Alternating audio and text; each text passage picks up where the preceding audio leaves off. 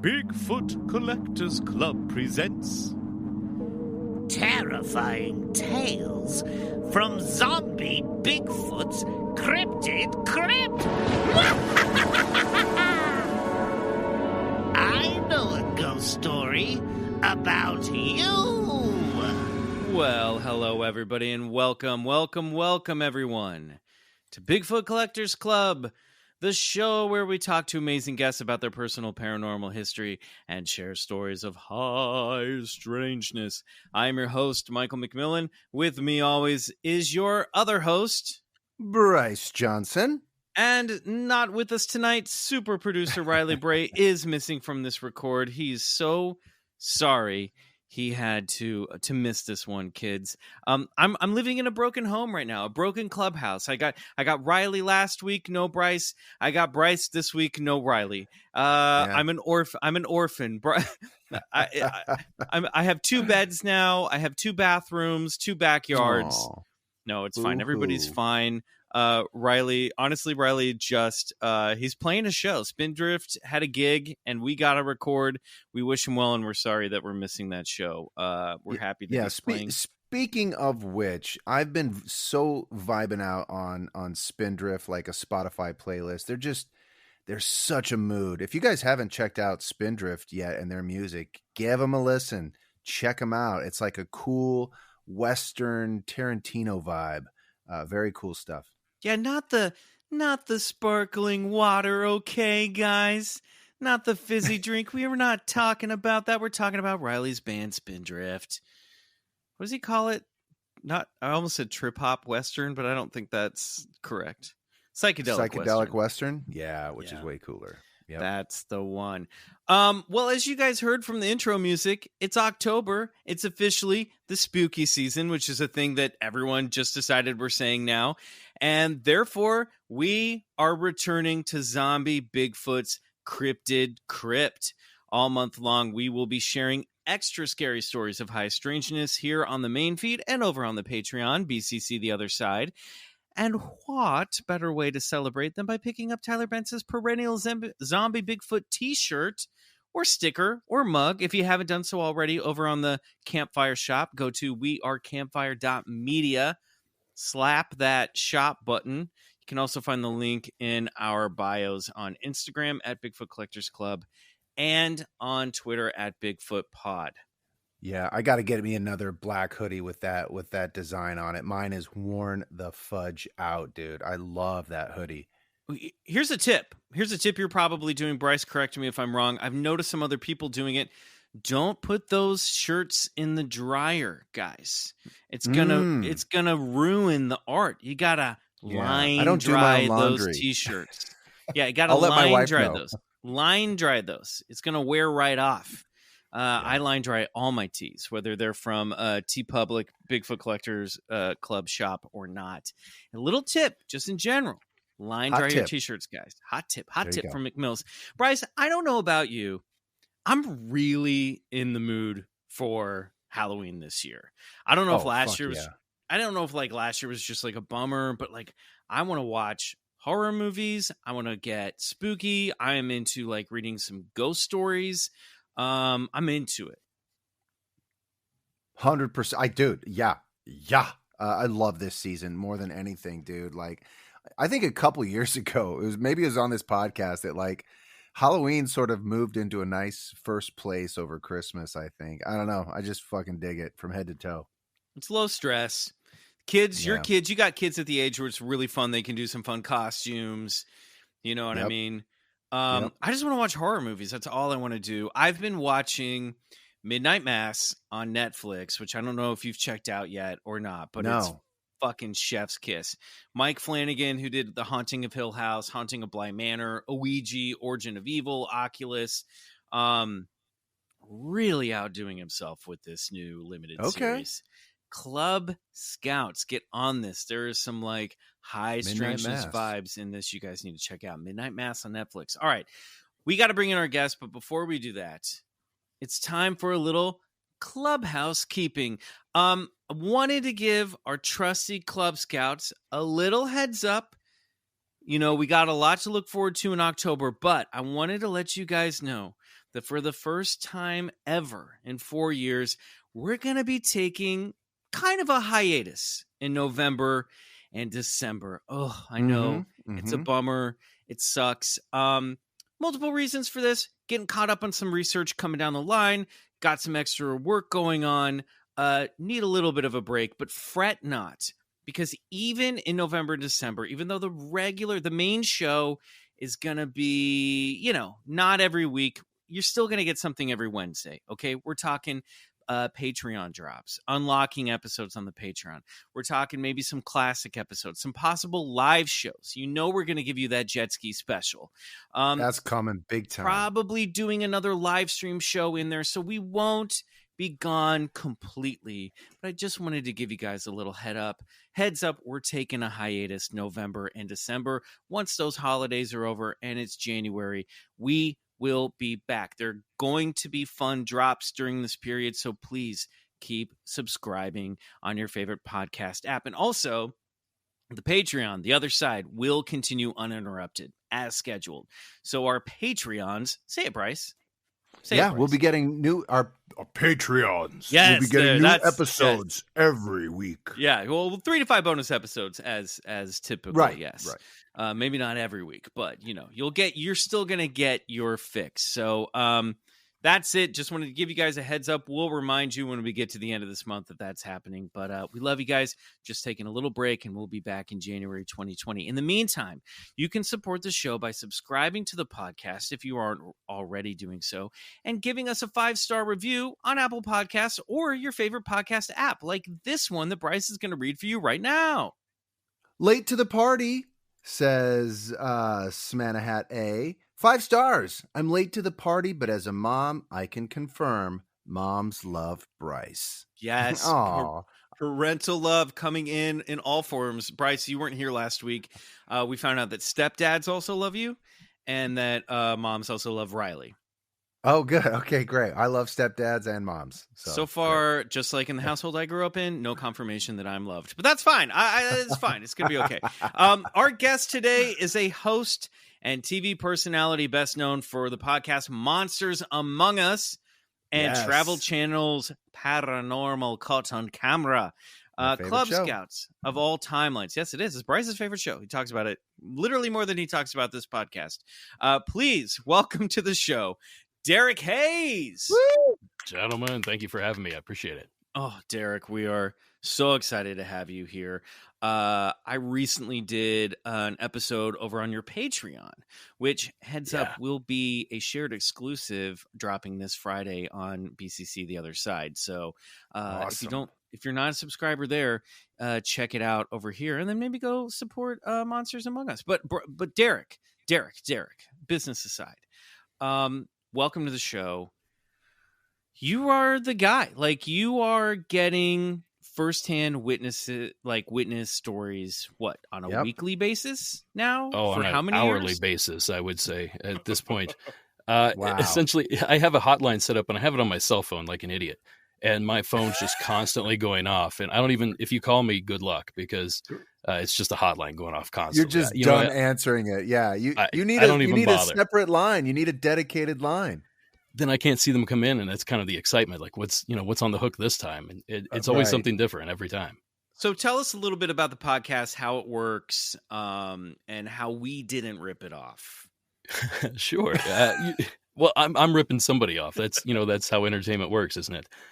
Essentially what it is, it's a call-in show, but it's a little bit different. You call in and leave a voicemail. You leave your story in the form of a voicemail.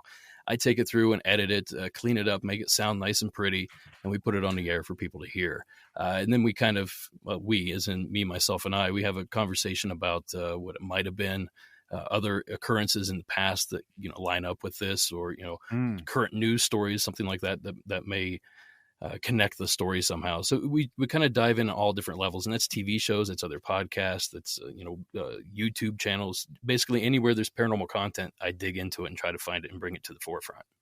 Wow. So as we ask all of our guests, I mean, we should just get right into it here. Yeah, let's jump in.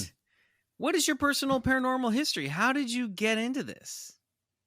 Well, I think a lot like you, actually, Michael. And I don't know how you got into it necessarily, Bryce, but Daniel Cohen was a big one. The Time Life book series, the Reader's Digest book series, and of course, Unsolved Mysteries.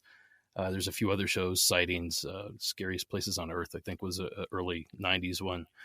Just stuff like that. And I just couldn't get enough. And, once I hit that section in the library, middle school or something, and they had like 4 or 5 Bigfoot books, that was just the end right there. But as far as personal experiences, something kind of spurred that on when I was really young. I grew up in Southeast Ohio. If you're familiar with the area, it's about halfway between Pittsburgh and Columbus. And it's just like Appalachia through that area. It's the foothills of the Appalachian Mountains. We lived on a former farm. It used to be a farm. We had 13 acres, my dad.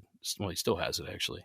And when we were really little, my brother, my friend, and I, we would kind of, we called it sightseeing, where we'd pack a lunch in our backpack and we'd go into the woods. It was the 80s. You could do whatever you wanted. And we would go back in there and just have our lunch and just kind of look around this acreage that people really haven't been on for a long time. And while we were back there, we set our packs out on this big rock and we're just kind of talking. And all of a sudden we hear some brush popping up on the hillside. And we kind of look up there and, we're 8-10 years old. We're not very old, so we don't really know what to expect. And suddenly here comes this black panther charging through the wood line. Wow. Yeah. I mean, as like something straight out of a zoo. And, mind you, this is Ohio. Mountain lions don't even live in Ohio. I was going to say, I mean, yeah, for our listeners, black panthers aren't supposed to exist in Ohio. Yeah. Well, they're not supposed to exist anywhere in the U.S. unless you look at, right. like that a black too. jaguar in southern Arizona or something specific like that. But so there it was, plain as day, huge, very muscular. This thing was bigger than any dog I've ever seen, lower to the ground, lower profile. But the thing that really caught us off guard, I guess, was the tail. And, again, this was 30 years ago at this point, probably even more than that, honestly. And the memory is a little foggy. It's not what it used to be, but I recall this long, slender tail and this thing just taking off. And ironically, it was headed toward a pipeline that cut through our property where they'd run a natural gas line, I believe it was. So essentially it was like a ribbon of field that's maybe 100 feet wide that cut all the way through this forested area. And it went as far as you could walk miles and miles in each direction on this right-of-way pipeline. So anyway, we tried to cut it off. So we ran towards that pipeline because that's where it was headed. And we thought, well, we'll get a plain view of this thing, out in this field. And we only had to run 20 feet and this thing had to go 200, 300 feet and it still beat us. It was that fast. So whatever this thing was, it scared the hell out of us. We took off back to the house. And my dad just happened to be coming home from work around the same time. And this is kind of the classic line in the typical style of my dad. He's like, oh, yeah, I saw that thing last week. And, that was confirmation for us. He saw it. Apparently, he went down to the neighbor's pond. And back in the day, I don't think he does this anymore, but back in the day, he used to shoot groundhogs because they would tear up the fields. And so when you were trying to mow, your tractor would get stuck down in a groundhog hole and stuff. So maybe signs of a serial killer. I don't know what that is specifically, but anyway, he was back in there and he went to the pond and sure enough, this animal, whatever this thing was drinking at the pond and he had it through the scope on the gun. He said he didn't know why he didn't fire. I'm glad he didn't, but I would love to know what it was, granted, but he doesn't know why he didn't fire. He looked at it. He, remembered that it was there and didn't say anything to us for some reason. And then the craziest part is he let us go down into the woods after that, knowing that thing was down there. So parent of the year right there. Right. But that was one of my first experiences that kind of got me into the cryptid side of things pretty quickly. Once that gateway opens, it's like marijuana and heroin, I think. You get started and you just take off. Totally. And Derek, what do you guys, what does your family think that was? Was that just a cryptid, an unconfirmed flesh and blood big cat of the upper Northeast region? Well, it's weird because there's a lot of stories from that area. And when I started doing my podcast, I started hitting up family members. And my brother, he's retired now, but he was a cop in my hometown for a long time. He was chief of police for a long time in my hometown, which is 1,500 people, something like that. Wow. And he had seen that thing twice while on patrol. And this was maybe 15 miles, 12 miles from the sighting where I saw it. And he's talked to other people that have seen similar things in that area. But if you really take a bird's eye view of it, that entire region just seems to be covered with these things, whatever they are. Pennsylvania, New York, West Virginia, Kentucky, Indiana, especially Ohio, like that whole region there seems to really harbor something hidden there. I don't know what it is. My guess is a large cat of some kind, but I just don't know how it's possible. Go ahead, Bryce. I was just going to say the big black cat thing is a phenomenon that we really haven't, dived into too much on this podcast at all. I think like Linda Godfrey, last time she was on the show, which has been over a year now, was like working on a documentary about big cats. I don't know if it's because it's not a Thunderbird or Bigfoot. I've always sort of shrugged at that and gone, yeah, okay, well, there's either a panther that lives down there that we don't know about, or, someone's exotic pets got out and mated, and now they've populated the area. Why is it, and I don't know if you know the answer to this, Bryce or Derek, but like, why is it a big deal? I'm like playing the, what is it, just because like panthers aren't supposed to exist in the U.S.? Well, it falls under the category of out-of-place animals. Ohio is full of these things. There's the phantom kangaroos of the western side of Ohio. Up near Cleveland, there was the peninsula python that people saw. It was like a 40 or 50-foot python people saw for years in the late 1800s. So these aren't animals that shouldn't exist. They're animals that shouldn't exist here. So that makes them kind of strange. And of course, I think there's a bit of danger knowing that there's some sort of apex predator loose in the area. Absolutely. To tie all this in a little bit, I don't know if you guys remember this. I think it was 2011. I've already was living in LA for a long time by this point, but in Zanesville, Ohio, which was right down the road, that's where we went to the big stores. Named after Billy Zane, right? Exactly. Yes. After his big hit in Back to the Future, they kind of renamed the town. Actually, named after Zane Grey Zane Trace, who was an explorer that kind of built a road from the East Coast into the wilds of Ohio and Kentucky. And the road that went through there, which is now I-70, was Zane's Trace back in the day. And then Zane Grey, ironically, was born in that town. So that's amazing. Amazing. Weird coincidences. Anyway, I'm off topic here. Where was I? Out of place. About Billy Zane. So Zanesville, it's called the Zanesville Massacre. Now, essentially what took place is there was this guy that had a private zoo, essentially. He had dozens of tigers, lions, he had a few bears, a lot of exotic animals, and he decided he was done. He opened every single cage, let every single one of them out, and then took his own life. So this town of Zanesville, which I think is about 40,000 people, completely shut down. They just shut everything down because there was 30 tigers on the loose. There was 20 lions on the loose, a few mountain lions. I remember this when this was like more recent, right? Yeah, 2011, I think. I think that's about when it was. But like I said, my brother was in law enforcement, so he had a lot of insight of what was going on there. And it's just a tragic event. But that was 20 miles from my sighting. So wow. I'm not saying they're correlated, but yeah. I was going to ask, do you think a lot of those released cats could have multiplied and grown in number, or? Well, according to most of them. Yeah, according to local officials, they killed every one of them. Yeah, the only thing that was still outstanding was a monkey of some sort, and I don't know which species of monkey it was. And they think that one of the tigers probably ate it.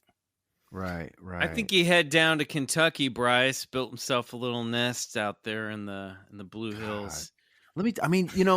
This black cat thing is just so reminiscent to me of the Bigfoot phenomenon. You have people, families, reliable eyewitnesses saying they saw something. They know what they saw. They can describe it. Multiple witnesses seeing the same thing, but then they're not supposed to exist. Like the Bureau of Land Management, Fish and Wildlife say, no, that's not right, because they don't exist up here. There are no mountain lions in Ohio, especially large black panthers or jaguars or black cats. They don't exist. And so you're going, well, wait a minute. So what is it? And it's the same thing with Bigfoot, right? It's like people see them, multiple witnesses see them, but then, I guess Bigfoot's a little stranger because, there are no sort of upright walking large primates besides us that exist out there. We know large cats exist, but it just, I don't know. I think it's somehow connected. I don't know. Interdimensional mountain cat. Definitely. Well, like I said, it was a gateway. It really got me into a lot of this stuff. And, I went on to have other experiences in my life. I had, ghost experience and stuff like that. But that was kind of the thing that got me going. If this is possible, what else is out there? It just kind of got the gears going that if I can see this in my own yard, what the hell else is out there, Two things. I can't believe we scooted right past Phantom Kangaroo, and without A, talking about it, and B, Bryce saying this is gonna go on the track list for BJ and the Shadowbats. Just saying that. And then second, what's your ghost story? It's Halloween. It's Zombie Bigfoot's Cryptid Crypt season.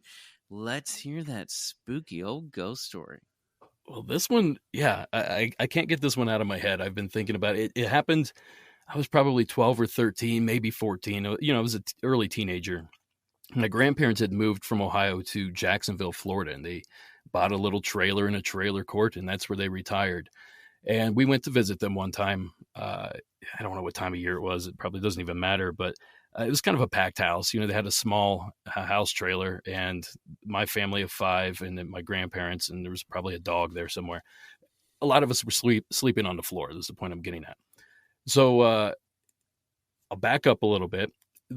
The day I got there, I would walk down the hallway to the bathroom, and you'd have to pass by a bedroom, just like an open doorway to a room that had like a ceiling fan, like a big lacy curtain, and a futon table or a daybed, or a futon couch or a daybed, something like that.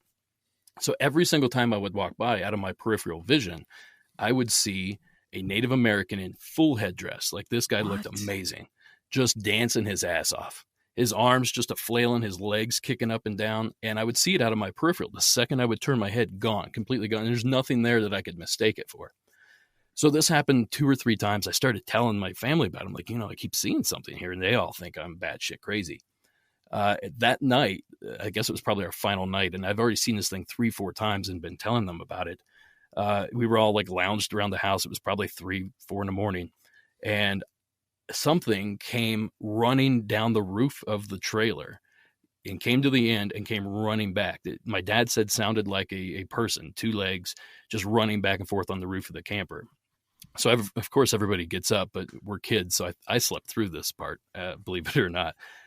So he gets up, and my grandparents get up, my mom gets up, and then the pounding's on the side of the camper.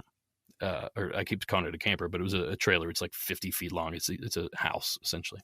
So something's running around slapping on the sides of it. And we're in the middle of town. I mean, there's other houses, within 30, 40 feet of us. So it's not exactly a place where people could hide. So they all jump out, look out the windows. There's absolutely nothing out there. They don't find a source for this sound whatsoever. But I can't help but tie that all in my head somehow, that the Native American that I kept seeing was somehow responsible for those sounds. Because it was the only time that there was any activity, according to my grandparents. I'd visited there several times and never experienced anything other than that one single time. And, knowing the land where they live, it just looked prime for, like, I could just picture a village being there. There was like a creek and a river close by. Yeah. It was just a beautiful plot of land. Of course, it had trailers all over it, so it wasn't as beautiful as it used to be. But I just couldn't help but imagine this maybe some sort of village or something like that. And there's some sort of residual energy that's just going to town in this camper. And I just happened to be there at the right place in the right time. So you're thinking more window to the past, time loop kind of thing than possible visitation. Well, when you say it out loud like that, I start to question it, because seeing the apparition's one thing. That could easily be something residual or replaying. Easily. But the pounding on the trailer itself, running on the roof of the trailer itself, that's obviously something a little more interactive. So now that you say that, in retrospect, maybe I'm wrong. I mean, that's the thing about this stuff. We're wrong all the time. So. Well, I don't think it has to be an either or type of thing, right? Perhaps it's a little bit of both. Perhaps it's it's an entity, a sentient entity, or some type of energy that is able to sort of pick up on the residual energy and project it as what's already been recorded there, whether in the rocks or in the stream. And so perhaps it's a little bit of both, you know? Yeah. Who knows, right? Nothing. I mean, I feel like I say this a lot. Like, nothing scares me more. But like, honestly, the thought of the running of footsteps on a roof is one of the scariest things ever. So I went to a our listeners know this who've been sticking around for a long time. I went to finish high school at a arts academy up in Michigan called Interlochen, and we were out in the middle of the woods. There were some haunted stories. I saw a ghost out there. Story for another time and in a previous episode. But they would talk about, I'd hear stories that when, when everyone would camp, pack up and go home for the year, and the residence hall directors and counselors, who were all grown-ups, were like cleaning out the dorms, getting, they stuck around for another weekend and shut down the campus. There were stories that they would tell me that once the dorms were empty, they would suddenly hear footsteps of people running up and down the empty hallways on the second floor. There's only 2 floors in these dorms. And they would just sit and listen as they heard the footsteps go boom, boom, boom, boom, boom, boom, boom, boom, boom, boom, boom. From one end of the hall. These dorms were just shaped like, shoe boxes with like one long hall going down, 2 different wings and upstairs. And they would just hear footsteps running back and forth, and there would be nobody up there. What are these ghosts doing? It's funny you mentioned that it was an old dormitory. I have this theory that there are certain types of buildings, hospitals, jails, churches, schools, places like that with a lot of energy going in, a lot of energy going out. They just hold that energy somehow. I don't have a clue how it happens. I'm certainly not smart enough to figure that out, but it just seems like something seeps into the foundation of the building or the air around it, something. And it just seems to be those kinds of buildings that hold that stuff. I also like the idea that that homes themselves or how structures themselves have a spirit. You know what I mean? Yeah. Like that there's a ghost for every building, that's sort of the inhabitant, the like spirit of the building itself, that might be a little personified. And it would be fun to think that like that dorm is like, oh, I got it. I finally have some alone time, and they're like running freely down the halls, Yeah. I mean, who knows? Who effing knows? I like that. That's an interesting concept or idea, sort of inanimate consciousness, yeah, it's pretty wild. Yeah. Or the man. more life that's in there just feeds the soul of the house, and the house itself starts to take on a spiritual form. It's kind of like in Harry Potter when the Weasleys, they have a ghoul living in their attic, and it's like, yep, that's the ghost that lives here. Right. Maybe not quite literally the same thing, but I like the idea that every building has a spirit, every structure has its own ghost. What do you think, Derek? What do you think about ghosts in general? Are they souls of the dead? Are they what Bryce said, maybe a little from column A, a little from column B? Where do you fall? You've been listening to these stories now for so long. Where do you fall on the ghost fence? Which side of the fence? Well, I'm not afraid to say that I'm a hopeful skeptic. I'm very skeptical of all of these things. Show me some proof. And my belief wanes and waxes. It grows and shrinks. It depends on what the subject is and what I've read about recently. But there's been a few ghost stories that have come in that have really made me change my mind about what I thought ghosts might be. For a long time, I just thought it was some sort of stagnant energy, or just energy that's stuck or somehow attracted to a certain place, thing, person, possibly. And when I say energy, I mean almost literally like you could power your car with it kind of energy. Not that strength, again, I'm not a scientist, so I'm just throwing shit out here. See We what sticks to gotta the wall. harness this ghost power for our ghost mobiles, guys. Let's get on this. But there's, you know what I mean, though. There's just some sort of we have energy, right? Each one of us living souls have an energy of some sort. Yeah, and we're when we electrical die, beings. yeah, exactly. And when we die, that energy has to go somewhere. It doesn't just end. It dissipates, perhaps, or it gets absorbed into other things, but it's still there. That energy has to go somewhere. So that's kind of the energy I'm talking about, I guess. But I always thought it wasn't as conscious as we originally thought, or as a lot of people think. You know, you chain rattling and chasing people out of places. I just thought it was just kind of mostly residual. Almost everything you would see would just be some sort of residual, like a tape playing back. But a couple calls I got. One was it was a man driving his son home from something, and his son was 2 or 3 years old, just learning how to talk. And he was in the backseat behind him, and they were driving by a cemetery. And the kid just belts out, "Look at all those people." And he points at the cemetery, and the dad looks up, and it's just a field. Because it's not only is it, an empty cemetery, there's no people up there, but the stones are the flush stones. I'm sure you've seen a cemetery where the stones don't protrude out of the ground. They're flat. So you can't really tell what you're even looking at from certain angles. And he claimed that was that kind of cemetery. So he starts probing the kid. He's like, "Well, what do you see?" And he's like, "Oh, they're just standing around. They look sad. There's a lot of grandmas." And I got cold chills when the guy repeated that. Just imagining this kid coming up with all this information, a lot of grandma. Of course, there's going to be a lot of old people in a cemetery.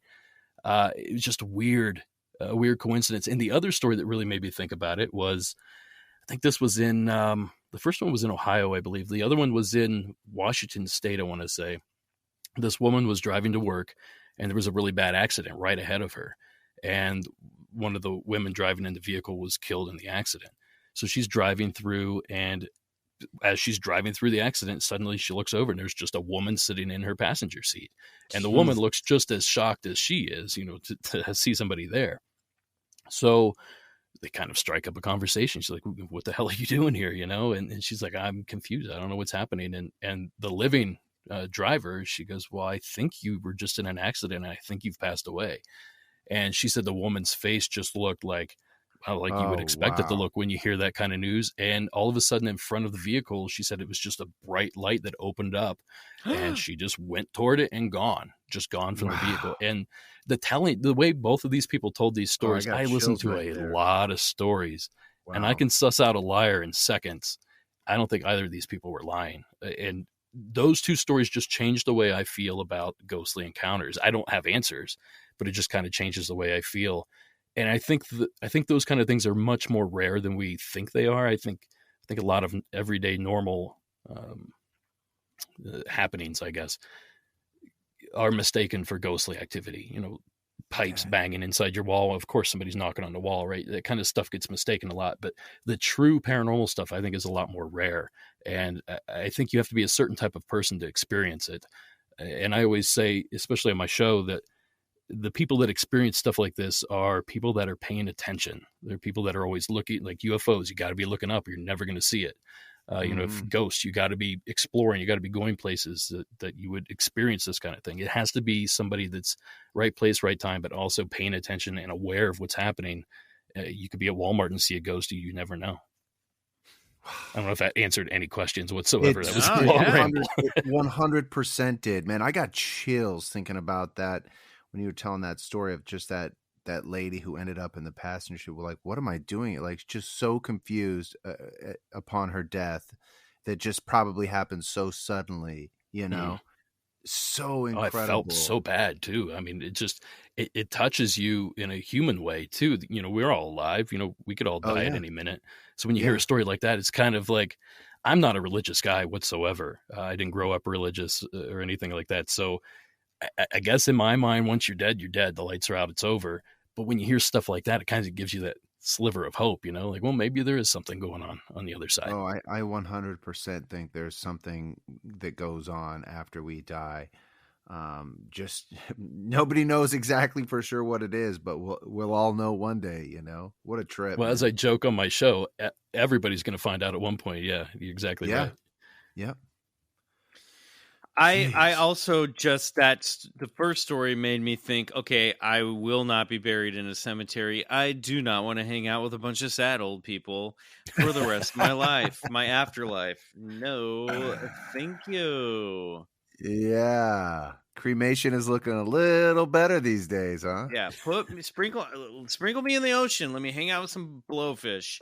You're thinking about it all wrong, though. You got to pick a cemetery with a lot of action. I mean, you're from Kansas. What, Stull Cemetery probably would be a good one for you? Oh, boy. It's funny that you mentioned that because we just talked about that. When this episode drops, we will have just talked about Stull on the Patreon. So everybody go check that out. Not far from where I grew up. Yeah.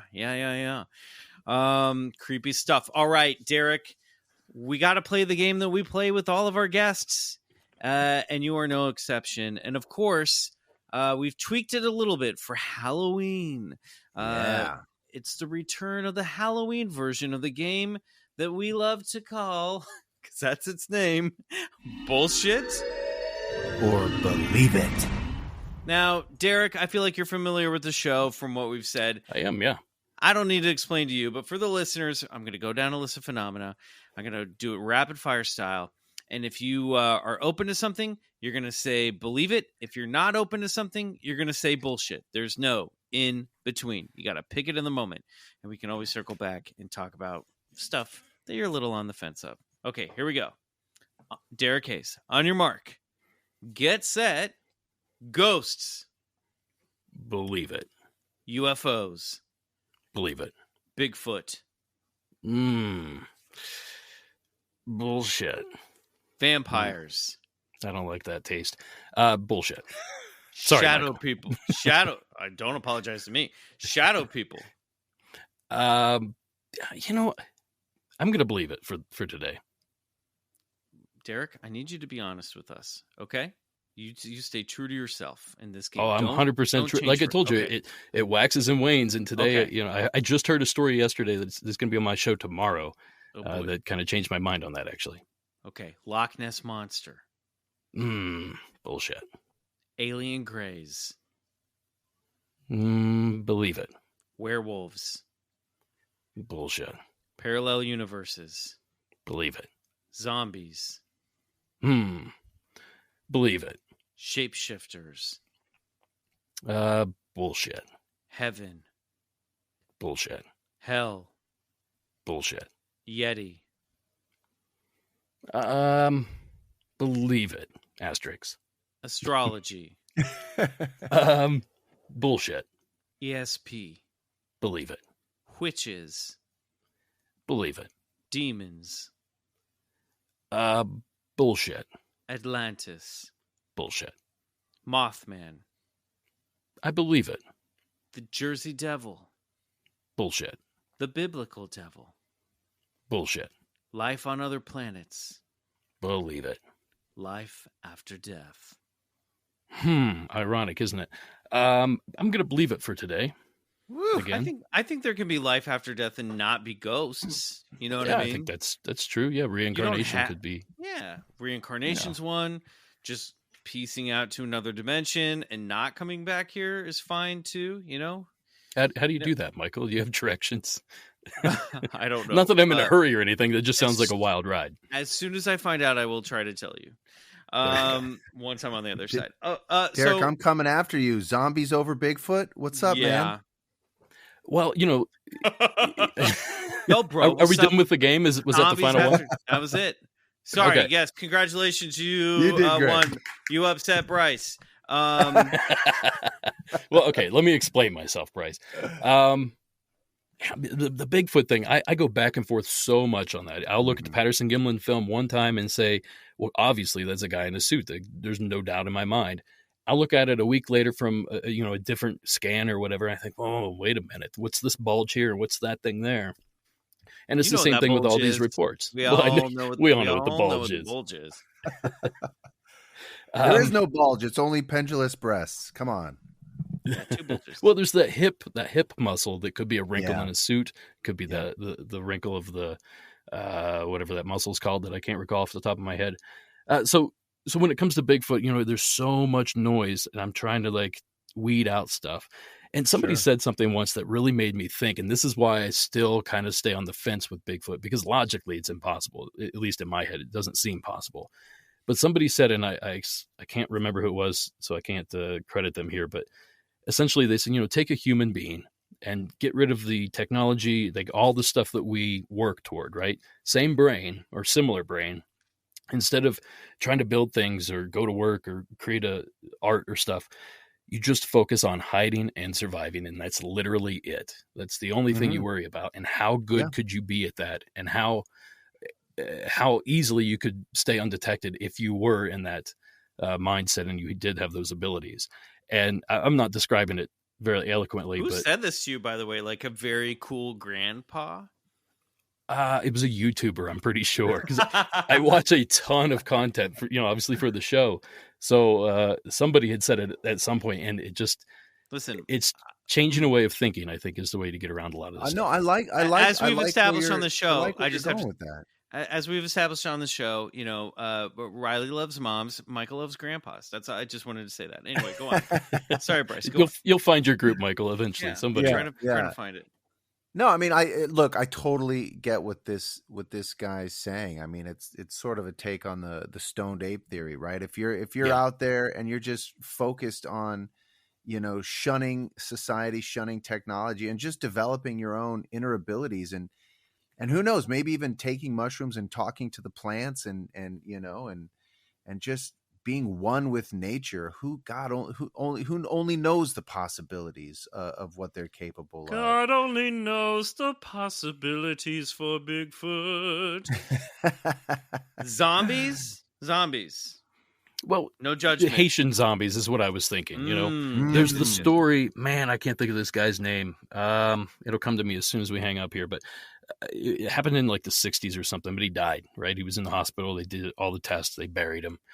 And 30 years later, his sister sees him at a market, and they recognize each other. They have a conversation. Turns out he was zombified or whatever, put in the coffin, dug up a day later, and basically forced to work. He was a slave for 30 years. And finally, the guy that did it died, and he was freed, and he went on about his business. And I'm pretty sure that was featured in the book and film Serpent and the Rainbow, if you guys are familiar with that. Yes. I got to go based back on a true story. I don't know how true any of this stuff is, when especially when it says based on a true story, your red flag usually go up. But and so the stuff like that, I'm thinking, well, they were using ingredients like the puffer fish was one of the ingredients, like the toxin from a puffer fish.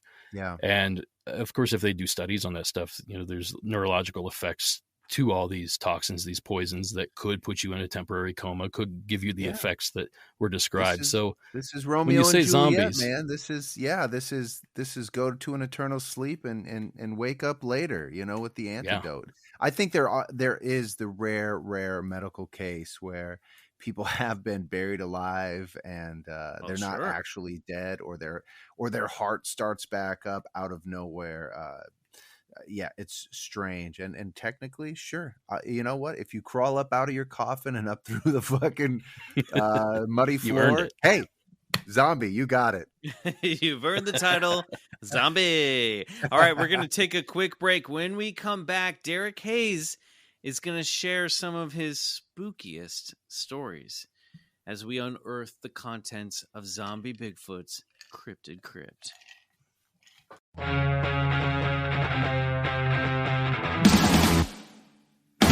Okay, we're kicking off Zombie Bigfoot's Cryptid Crypt for the Halloween season here on Bigfoot Collectors Club with Derek Hayes. Now, instead, in lieu of your traditional story of high strangeness this week on the show, we've asked Derek, who's now an archivist of the strange, to unearth some of his weirder, spookier stories, some of his favorites, to get us all in the fucking mood. All right? Are you ready for this?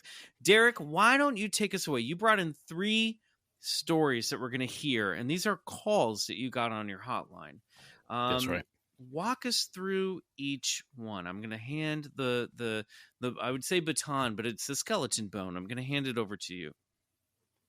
Well, this first one actually goes all the way back to my first season back in spring of 2016. When I first started out, I wasn't that popular, believe it or not, and I had to beg people I knew to tell stories. And my buddy Matt from college told me this story years ago in the dorms, fraternity house somewhere. And essentially, I loved the story. And I said, I called him up and I said, you got to share this story for me. Just call it in. So he calls it in. And this is Matt's story from Ohio. And when it's over, I'll tell you the significance of it. But this is one of the most popular calls to ever be played on any of my episodes. All right, let's take it away. Here's Matt's story. Matt from college's story. Hey, just want to tell you thanks first and foremost for letting me tell the story here. Forgive me, a few of the details are a little bit fuzzy. It was about 20 years ago, a little over 20 years ago. However, what I did see still sticks with me, and it still kind of freaks me out to this day. So like I said, this was about 20, maybe even 21 years ago. I wasn't even quite yet a teenager. We had just moved, my family had just moved from our old house to a brand new house. It was just built, but the development itself was still very incomplete. A lot of dirt lots, basements already kind of dug out, construction stuff all over the place, and kind of like that. Definitely a safe place for a young kid to go run around and be an idiot in. Anyway, this would have been maybe after our first full year in the house of, it must have been early summer, maybe even late spring. I just remember it was warm out. I was dead asleep in my room, but just suddenly I had this urge. I felt very compelled to wake up. Not in a jumpy sort of way, like something startled me, but I was just very alert and very awake. This is a little bit after 2 a.m. And I also felt compelled to go walk over to one of my bedroom windows. So I walked over and I sort of crouched down so I could see. I don't know why I crouched down, but I crouched down so I could kind of see out the window a little bit better. There were some trees in our front yard. They're probably gone now, but there's some trees in our front yard that blocked my view a little bit, but you could still kind of see all the way down to the corner down the street. Probably can't now. There's obviously, like I said, this was a new development at the time. There weren't many houses then, but now your view would probably be blocked from the same window. So anyway, as I'm peering down, looking at this corner, I see 3 figures walking away from my house. They're maybe 200 to 300 feet away, somewhere in that range, and kind of moving, like I said, moving away from the house. So I'm watching them for a long moment, and I don't know why. I just woke up and felt compelled to kind of go over the window and take a peek out. And as I'm watching these figures, I notice that I just can't glean any detail. I mean, there's even a street light kind of down the street a ways, but it's just it's not enough light for me to make out exactly who or what was walking down the street. But I could see more or less the dark outlines of people. But it was really strange. As I was watching them, I noticed that they were all moving in unison, almost perfectly synced together. They're sort of in not quite a straight line, almost like an angled line, walking down what would become the sidewalk, but it was just kind of like a dirt path at the time. And they were also very, very slow. Even though they were moving kind of constantly, it didn't seem like any of their movements were in any kind of hurry. They just sort of almost glided down the street. So I'm watching them for a very long moment, and all 3 of them stop. And I don't know how to explain it. Even though I couldn't really make out any detail, I could tell that they all sort of turned their heads to look at me. There's nothing else on the street. There's no cars, no other people walking around. Like I said, it was new development. There wasn't much really out by where we lived at that point in time. All 3 of them at the same time, though, like I said, they moved in unison. They craned their heads, at least as far as I could tell, to look at me. And I don't know if you can make eye contact with something that you can't really see a face on, but I feel like we made eye contact for a moment. And whatever I was looking at, they knew that I was watching them, and they were watching me there for that long, long moment. All 3 of the figures turned around, craned their necks around to look at me. And like I said, they all moved in unison, so I could kind of see the movements happening at the same time. We had that weird moment where I knew they were watching me and they knew I was watching them. And it was just kind of a weird, kind of tense moment. I didn't know what to do. I just kind of sat there and just kept staring.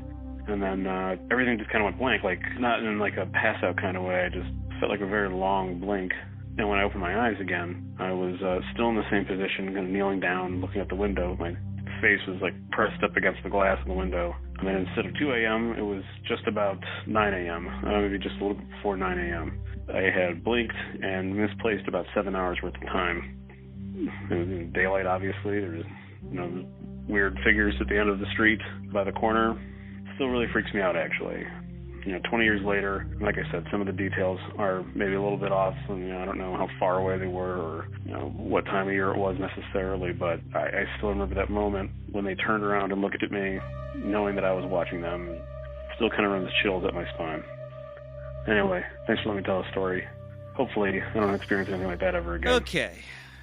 Wow. I have some thoughts about this right off the bat, but Derek, why don't you get us into this discussion here? Sure. So when he called this in, I was grateful because I had content to play, of course. I had no idea the can of worms that I was about to open up. So I played this call, and within, I would say 3 weeks, I probably got half a dozen other stories identical to this one from all across the United States. No. All the same elements. And this has continued on for years. I've probably got, I'd say, close to 24 mentions of these entities. I finally gave them a name because I just got tired of describing them, and I called them the mirrored men for obvious reasons. They seem to be mirrored. So essentially, like they're moving in unison and mirroring one another. Exactly. Yeah, they're whatever the first one does, the other two do the identical thing. They already look identical.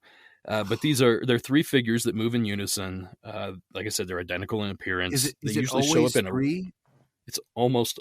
I had one account of two, which you could throw that out as a variable or something, but everything else has been three. Wow. They show up in a rural area. They show up around odd weather.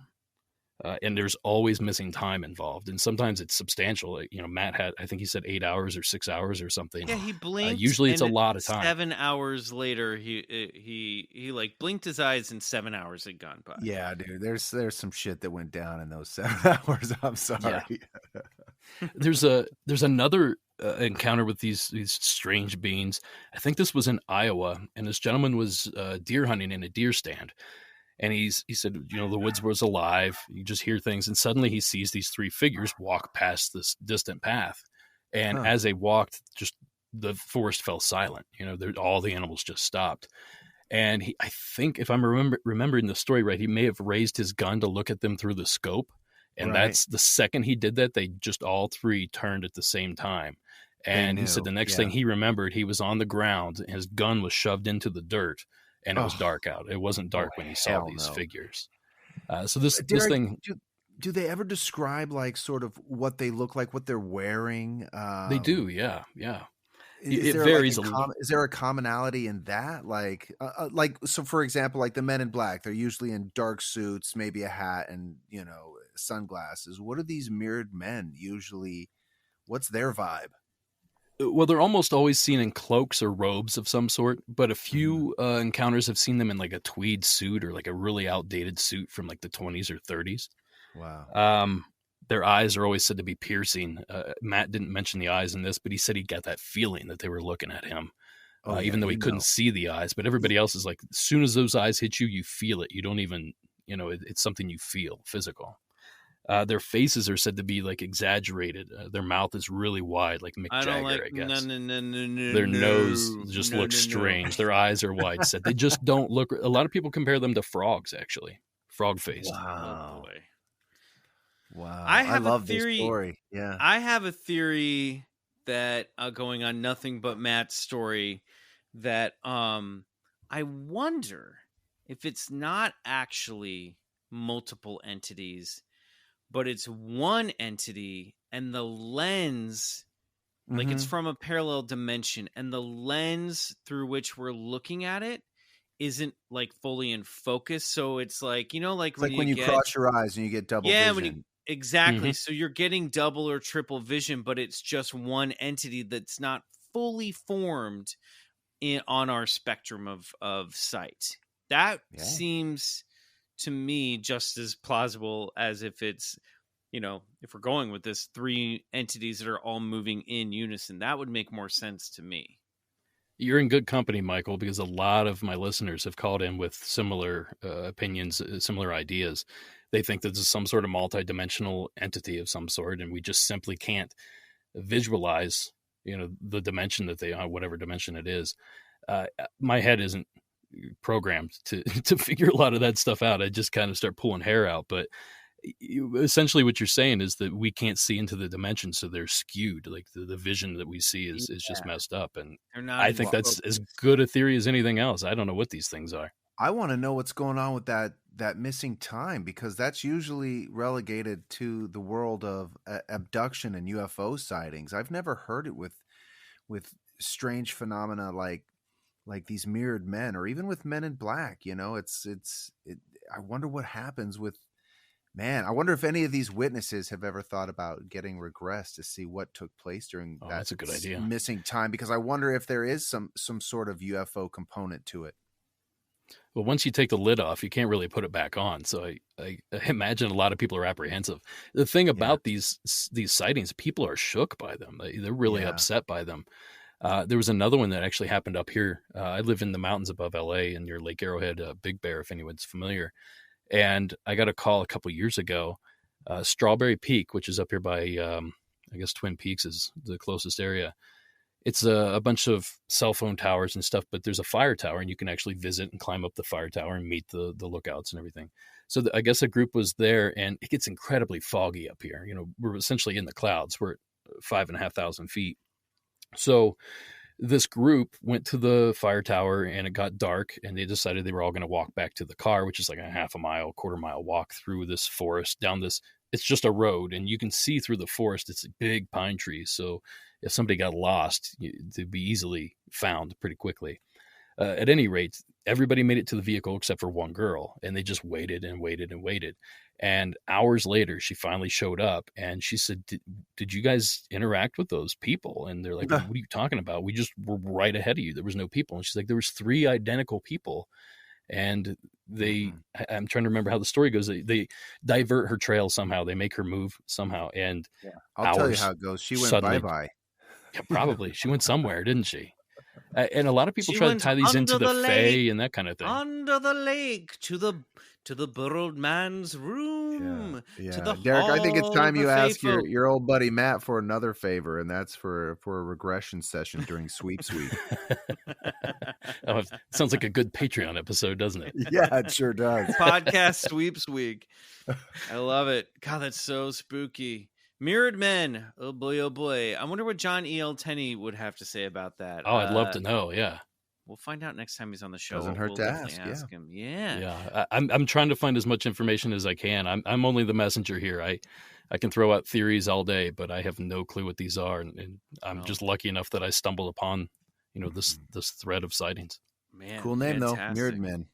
The Mirrored Man. How many people get to name an entity or a cryptid or, whatever, a paranormal thing? Like, Not it many. doesn't happen all the time. You nailed it, guys. Lauren Coleman gets to do it. Yeah. Linda S. Godfrey. Listen, if you guys are hearing this episode and you're going, holy shit, I know what he's talking about, please write to us at BigfootCollectorsClub@gmail.com, and we'll talk about it on an L-File story, and we'll even share it we'll get Derek's opinion. Okay. Oh, great. Now, set us up for the next story here. Well, before we do that, real quick, if you're interested in the Mirrored Man, I have a special episode just on it. It's like 2 hours long. Season 7, episode 15, I believe it is. So if you're interested and you want to learn more, you can go check that out. Shameless plug right there. Sorry, guys. No. We love a Mirrored Man special. Are you kidding me? How about a Bigfoot special? I got a Bigfoot call for you guys. Okay. Oh, yeah. So Mickey is a longtime listener of mine. She lives in Oregon, and let's let her tell the story. But this is her Bigfoot experience in Montana. Great. Hi, my name is Mickey. I'm currently living in Springfield, Oregon. I want to tell you something that happened to me when I was a long-haul truck driver. It happened on a night in early March of 2011. I'm a female, and on this trip I was solo. I picked up a load of paper out of Lewiston, Idaho. The daytime temperature that day was only about 15 degrees, and there was a lot of snow. But it had been a couple of days since it snowed, so the roads were mostly clear. I needed to take the load to Billings, Montana. Normally I'd have gone through on I-90, but I-90 was closed for snow, I guess. I don't know, it was closed for some reason. Another trucker there said, "Oh, just take US 12 to Montana. It's a good road and it's open." So I looked at it on the map and decided to try it. once I got loaded, I went to the truck stop because paper's a really heavy load and I had to weigh the truck. And there I took out my trash and got fuel and weighed the truck. And I also bought some hot wings there to eat later. I started along US 12 at about 3 p.m. It's only 2 lanes and it's pretty windy.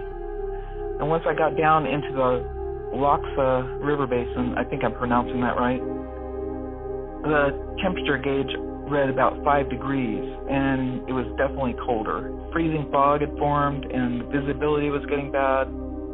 And on my right was the river. Sometimes my wheels were only 2 feet from the river, and that was kind of scary because it was a really heavy load, and there were cracks on the side of the road, and I was afraid that the whole thing was going to collapse, and I would go into the river, which would have killed me. There was steep mountainsides on both sides of the river, and one was just right next to the other lane of the road going up. And because it was so steep and so far up, I couldn't get any signal at all, not on my phone or on the Qualcomm. And the Qualcomm is it's like a satellite device that trucking companies use to track their trucks. And I had no signal on it, so I knew nobody knew where I was. So that being said, it was getting dangerous to keep going, and the last car had passed me probably an hour before. I was about 30 miles from the last structure I saw, which was a ranger station that was closed, and the road was getting icy, so I needed to pull over. I finally found a little pull-out by a boat ramp, and so I pulled out there, and my truck barely fit off the road. But I decided, okay, this is safe. And so I got out and I walked around and checked the truck, and it was covered in ice. So I know it was heavier than when I weighed it. And so I just went in the truck and I shut the windshield curtains. And then I also shut the curtains to the cab to keep it warmer in there. And I was idling the truck for warm. About 9 p.m. I got up and I looked at the temperature, and it was it said 0 degrees, but it was probably more like -10 because I was idling, and the sensor's actually in the engine compartment down near the wheel, but I was idling, so that's keeping the heat in there. So I figured -10 maybe. I just laid down to go to sleep right after I checked the temperature, and I heard rustling in the front of the truck, kind of like a plastic or paper rustling, and immediately I began to smell something. I would describe it as a cross between a wet dog, rotting meat, and the worst grocery store dumpster on a hot day you've ever smelled. It was horrible. I got up to look, and I sniffed my trash because I couldn't figure out where it was coming from, but that wasn't it. It kept getting stronger, and I couldn't figure out where it was coming from. So I sat back down on the bunk, and that kind of shook the truck a little bit because it's air ride. So immediately when I sat down, something hit the side of my truck, right where my head was. I mean, it was like 2 inches from my head. It sounded like a rock. I jumped and jerked around, and another one hit. And I was sure they were making big dents. When the second one hit, I knew what it was. I guarantee it wasn't a bear out there throwing rocks, and I'm sure a man, to be out there in that weather, he'd have to have so much clothing he couldn't lift his arm. I know it was a Bigfoot, or a Sasquatch, or whatever else you call them. I really wanted to see it. I was kind of excited, but I was also scared that if I put my head in the window, it would break the glass, and I would freeze to death because it was so cold that my shampoo bottle that was touching the side of the heated cab was frozen solid. So I just huddled on the bed, and it threw 4 more rocks, 6 altogether, and I did count them. Gradually, the smell dwindled away, but it took about 45 minutes because it would get stronger and then weaker and then stronger and then weaker, but he only threw just the 6 rocks. And I could just imagine it out there walking around the cab trying to figure out a way in or to get me to leave, or I don't know what he wanted. The next morning, I stayed in the cab with the curtains closed until the first vehicle passed by on the road, probably about 10 a.m. Then I opened the curtains and waited even longer before I went outside. I didn't find footprints near the truck, but it was icy and the snow had turned to hard ice. But across the road, I saw a couple of places on the mountainside where it looked like something had knocked the ice away to the dirt, so there was bare dirt. But I really, honestly, there was nobody around and only a few cars going by now and then, and I really felt vulnerable. And also, weirdly, I felt like I was being watched. So I got on the road to Montana. But I have to give you a little bit further on the story. I have a theory about why he threw the rock, and I don't think it was just to make me leave, and here's why. Remember I first said I heard rustling in the front of the cab? Well, it turns out that at the time all this happened, a rat got into my truck. And I think I heard the rustling in the bag where I put the bones from the wings I ate. And I didn't really discover for sure that he was on the truck for about 3 days. Then I thought it was only a mouse because he was going under the dash to hide about a 1/4 inch clearance. And I just thought a little mouse was going in and out. And when I finally saw him, it was 8 days later, and he was humongous. He was bigger than my tennis shoe. So my theory is, as cold as it was, I really think that Bigfoot was chasing that rat to eat. And I think he was mad because the rat climbed up under the idling truck and then chewed his way in. And I discovered the hole where he got in. It was in the rubber grommet that covers the gear shift hole that goes from the gear shift down into the engine compartment. And there was a big hole in the back of it. I think he was hungry and he just really wanted to eat that rat. So that's it. Thanks for the opportunity to share, and I hope you can use it. Bye. Whew.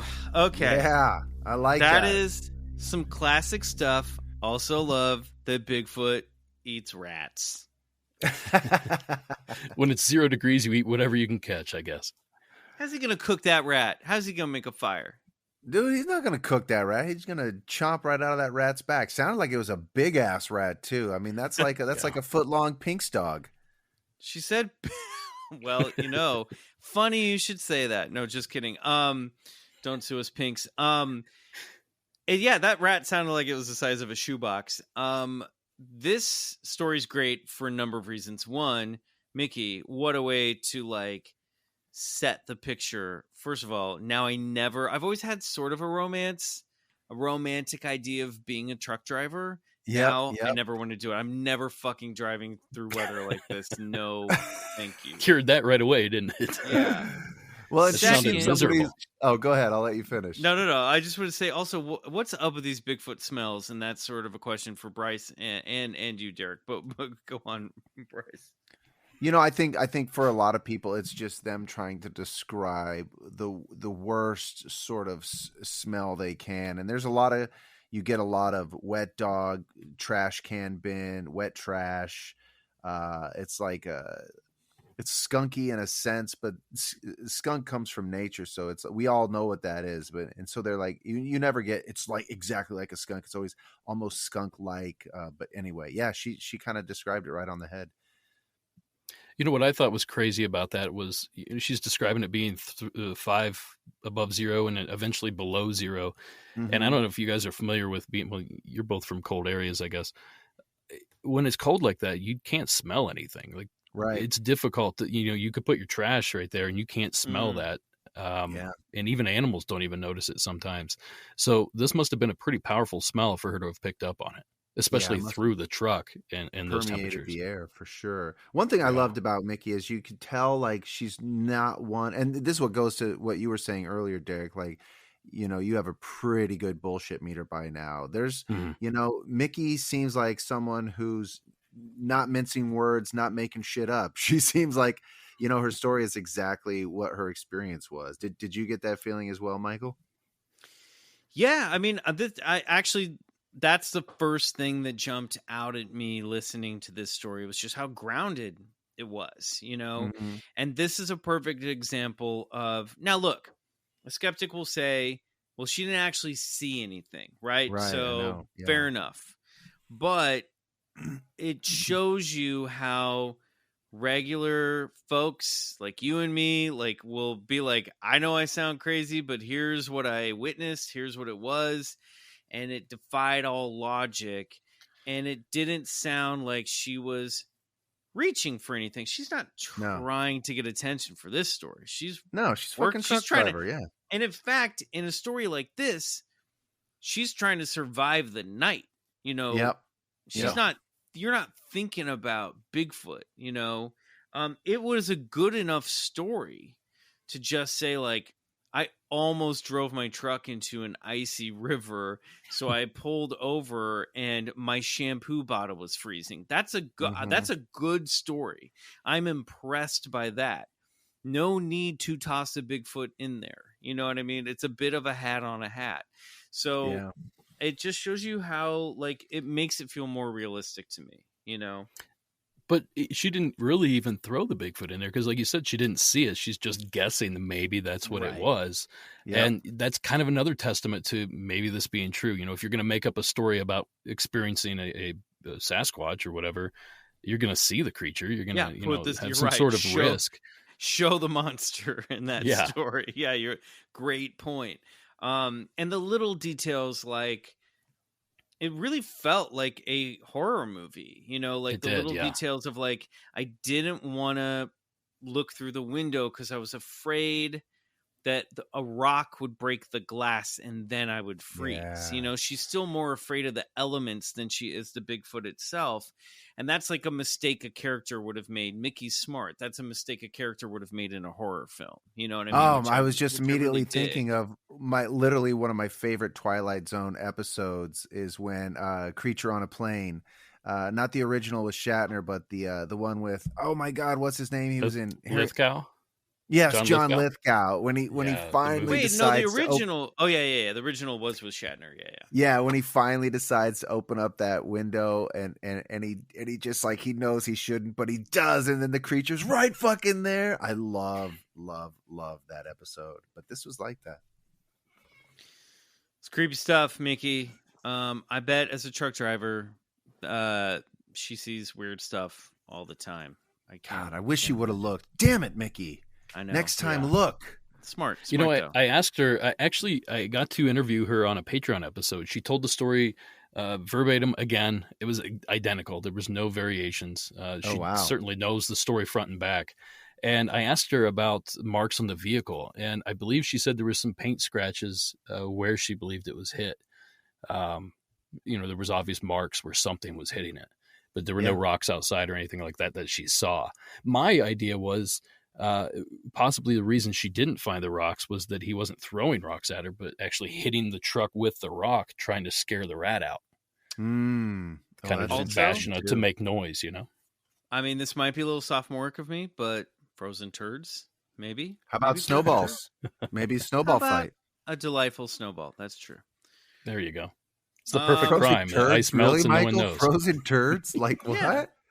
Like he had a cooler of his turds next to him, and he's like, I'm saying, primates throw scat. I was going to say, is this a primate thing? Are you against primates, Michael? No, I'm just saying they throw scat. Haven't you ever been to the... 6 frozen That's a stereotype, I believe. Yeah, that's pre-planning. Okay, fair enough. All right, everybody. I'm turd, but when 6, that's like that's like, you know, that's well thought. He's packing. He's loading them up. It's cold out there. You got to throw something. Okay, let's move on from this. We have one more story. This one, why don't you set it up for us? I'm excited about this one. Okay, here we go. Sure. This one is wild. It's a call I never in a million years thought I would get. And I actually threw this one in there because of your bullshit and believe it game, but I didn't realize I was playing the Halloween rules, so we didn't get to talk about it. But this one's an anonymous call out of Texas. And like I said, this one, you're never going to believe what this creature is. Okay. Hi, Derek. I'd like to stay anonymous on this call because honestly, I'm not sure if I even believe myself, but I figured it was worth giving you guys a call and seeing if any of your listeners have had experiences such as this. But it's in Texas, and back in 2013, actually, during the summer, nice clear day, I was out fishing with a couple guys, and in the Texas Gulf, if anybody's an avid fisherman there, they know to go to the deep well or the deep water oil rigs and fish kind of right around those oil rigs, because usually red snapper and other fish are stacked right there. And if you avoid the pipes with all the barnacles and stuff on it, it's usually a pretty good place to go fishing and catch great fish. Anyhow, we were out fishing that day, and it was probably towards the afternoon. We had quite a good catch, good haul coming through. We did have several of our lines getting cut. And I don't know if you're familiar with fishing too much or not, but, you know, if you get a snag and you try to pull that snag and get it loose, you know, you'll see that tension on the line where it snapped. It'll either be curled up or it'll be thinned out or whatever. But if you get like a cut, like an actual cut, it's usually a really clean, just cut through the fishing line. Well, we're getting those, and we know we weren't anywhere near the pilings or any kind of pipe because we can see it on our depth finder. So we were just kind of curious as to what was cutting our line, and we thought maybe it was like a barracuda or a little shark or something like that down there grabbing our fish as we would hang them and try to pull them up. But it happened several times. I mean, each of us had several instances where our line would just seem to be cut. Anyhow, like I said, it was towards the end of the day, and we were fishing, and I decided to take a break, give me some water and just some snacks and stuff like that. You definitely don't want to be drinking too heavily that far out, because we were probably 13 miles from the shore. If you drink too much, good luck getting back, especially with the seas. This day, the sea was very, very clear, very calm. Those of you who haven't been out that far fishing, typically you can see like 50, 60 feet down. You can see activity down there. You may not be able to spot exact outline of a fish or whatever, but you're able to see them. And that's how this was. It was kind of a normal day, nice and clear. We were fishing, and like I said, I took a break and started just kind of looking at the water, just kind of gazing off a little bit. And a sea turtle caught my eye, and I thought it was really awesome. I don't see many sea turtles out when I've been fishing, but the sea turtle caught my eye, and it was a big one. The shell was probably 4 foot by 5 foot, something like that. It was just kind of cruising slow, about 10 feet underneath the surface, just kind of coming towards our boat. Then at about, it came within probably 10 feet from the boat or so, and I was kind of the only one on that side of the boat. I was on the port side, and the fish, I was watching it because I was like, man, this is kind of cool. It's coming up to about that 5-6 foot depth range. And I was watching it, and all of a sudden it just seemed to turn over. It just where the top of the shell was now facing down and the bottom of the shell was facing up. And sea turtle, it had that kind of cream color to the shell. Anyway, I was watching it, and I was like, I wonder why it's turning over. And I kid you not, man, all of a sudden it just started to. The only way I can say it is it started to transform, I guess, and it elongated. It seemed like it elongated out. And this is why I wanted to stay anonymous, because it sounds crazy. It just seemed that it turned into a mermaid. And, I was like, what? The face was looking up at me, and it was, like I said, about 6 to 8 feet below the surface of the water. And you can see the back half of the tail, or the fish part, as you can say.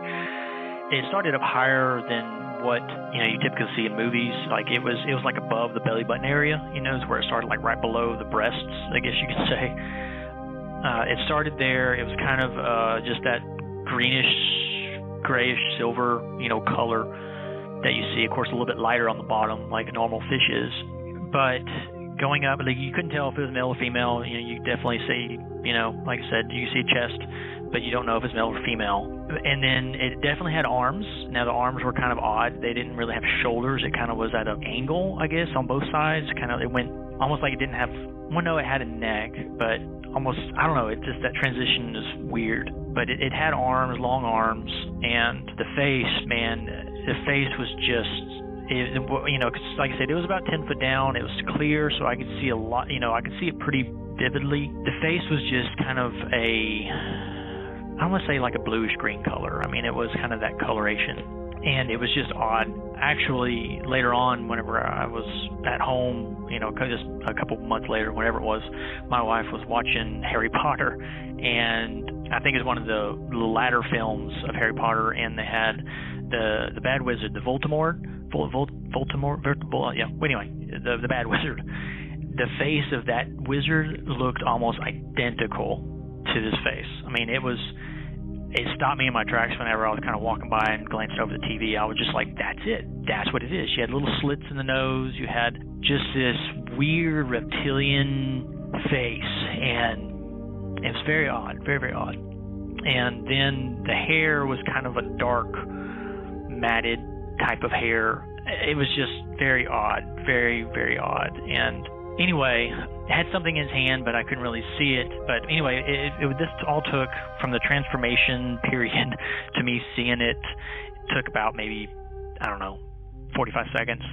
And then all of a sudden, as soon as I saw, as soon as I really got to see the face and head, it kind of just bent backwards and just went straight down. just went straight down into the depths. So I was sitting there, like I said, I didn't believe what I was seeing. I didn't know what to think. Just odd, just very odd. But then I started thinking, again, this was after we got on shore. I didn't say anything to anybody because I didn't want to be looked at, because like I said, I didn't even know if I believed myself. It could just be the water playing tricks on me, whatever. But a couple days later or whenever it was, I got thinking, I was like, that's probably why our lines were getting cut. Is what if this mermaid creature was down there and it had something sharp and it was cutting our line, and and maybe it just was trying to see what dumb people were, providing them a free meal or something. I don't know, but like I said, I don't know. Like I said, I've wondered many times if I was just my eyes were playing tricks on me, but I figured I'd share just to see if anybody else has had an experience like that. Anyway, man, that's kind of the story. I hope everything's good and look forward to continuing to listen to your podcast. All right, bud. Bye. Well, there you go. Mermaids. Bullshit or believe it. Believe it. You have to now, right? Fuck. Are we not sure this just wasn't maybe a turtle with nipples? I mean, is it possible? Because Voldemort doesn't look that different from a turtle. If you just look at their faces. Yeah, right. That's a good point. Like, I I never could see thought the of turtle's head upside down, sort of looking like Voldemort's head. Right. Yeah, I mean, he's supposed to be reptilian. Maybe this was just a turtle. Maybe But it was said just boobs. a turtle. He saw those mermaid boobs, man. Actually, though, he said there was a chest and wasn't male or female. Couldn't tell. He couldn't tell. He couldn't discern whether it was male or female. I don't know. Derek, you got to explain this one because I wish I weird turtle is maybe where I'm going with this. Well, on my show, like I said, I'm a hopeful skeptic. So if I see some sort of logical explanation for any of these stories, I'm going to say what it is. I'm not going to claim that's what happened. I'm just going to say that's something a little more logical than a creature, that may be the reason that you experienced this thing. And I racked my brain. I talked to my marine biologist friend of mine, and we kind of came up with this idea of a blanket octopus. Essentially, it's just an octopus that actually lives in that area and is often filmed around these oil wells. And it's like a 6-foot-long octopus, but it's got webbing in between several of its tentacles. So it just looks like it's wearing a cloak. And it's a long, flowing cloak. And, of course, it's an octopus, so it's a master of camouflage. It can change shape, texture, color, size. Yeah, dude. Yep. And it's got patterns that might look like a shell. You know what I mean? If you're just looking at it. Oh, dude. Well, my first thought was, it was mimicking.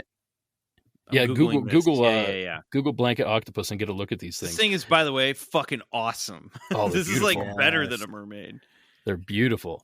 But my thought was maybe it was mimicking a turtle, right? So he thought he saw a turtle, and this creature, or this octopus, was just mimicking this known animal for protection. I'm sure turtles are safer.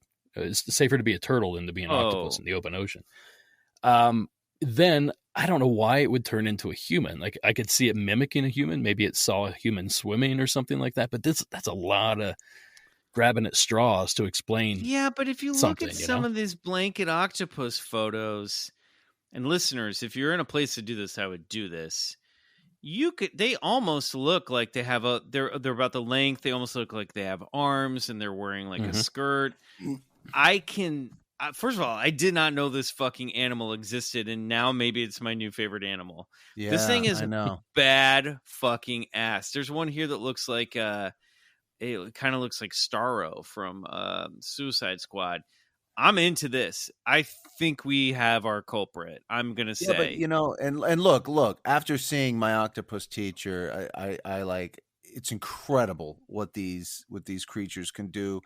And I'm not going to say it's not a blanket octopus, but how would you explain the cutting of the fishing line? Like this guy sounded like, they fished quite a bit and something was cutting the line, Well, the blanket in the octopus has little pockets, and it turns out this one just happened to be a tailor. He's got some little clippers in there, little scissors, and he goes snip, snip, snip, snip, snip, and he cuts those lines.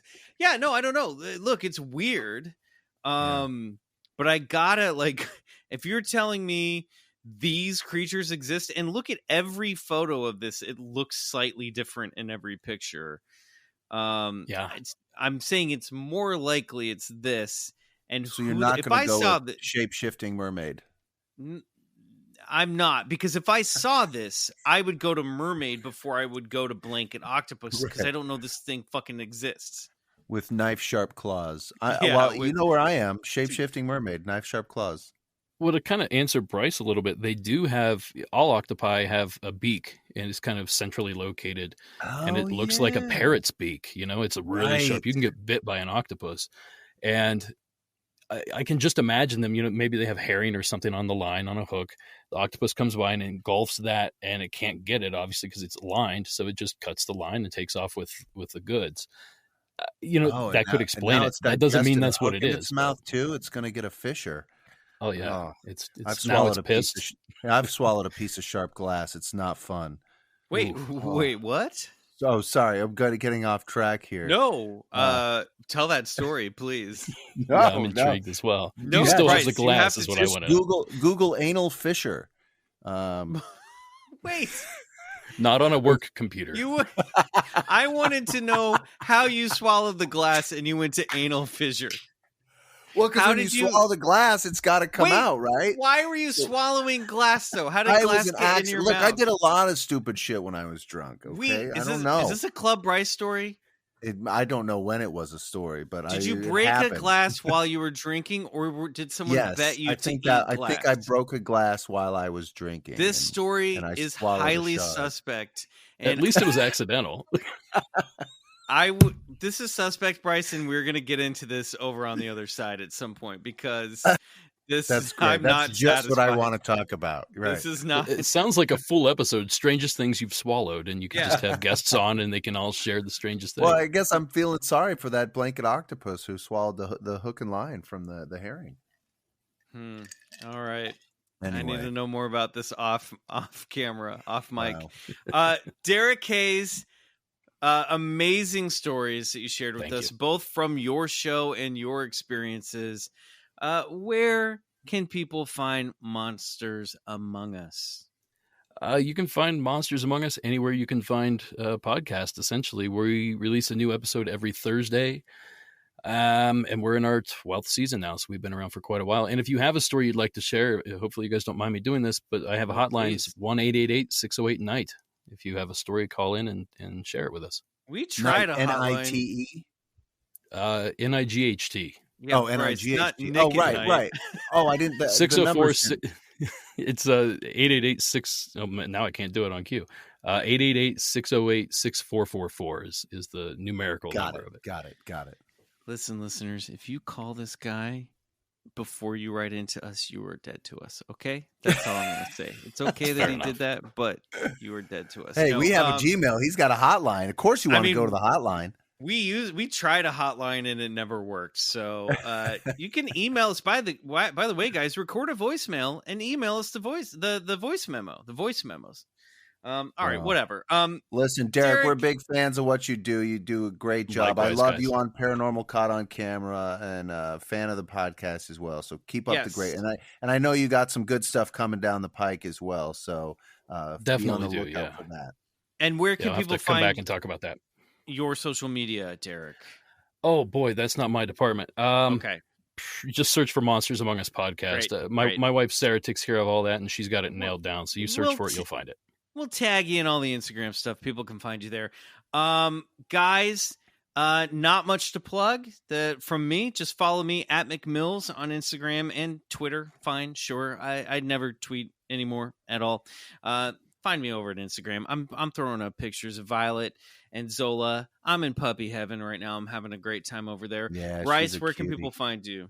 You can find me on Instagram and Twitter, where I do most of my business. I'm on Instagram at Mr. Bryce Johnson and Twitter at Bryce O. Johnson. And hey, the secret account at Eats Glass 2001 for all your anal fissure videos. Go check out Derek's stuff and go get yourself a Tyler Bent's perennial zombie Bigfoot black hoodie. Mwah, chef's kiss. Yeah, it's one of our favorites. All right. Thanks again to Derek Hayes.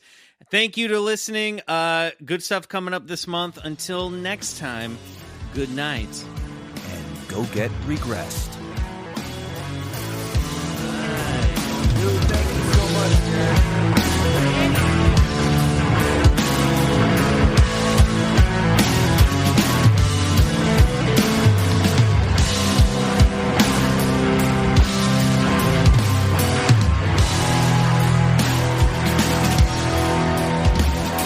Bigfoot Collectors Club is produced by Riley Bray. Our theme song is Come Alone by Suneaters, courtesy of Lotuspool Records. If you like the show, please rate and review us on Apple Podcasts. It really helps get the podcast to more listeners. To support the show, check out our Patreon page at patreon.com/Bigfoot Collectors Club and unlock multiple reward episodes every month.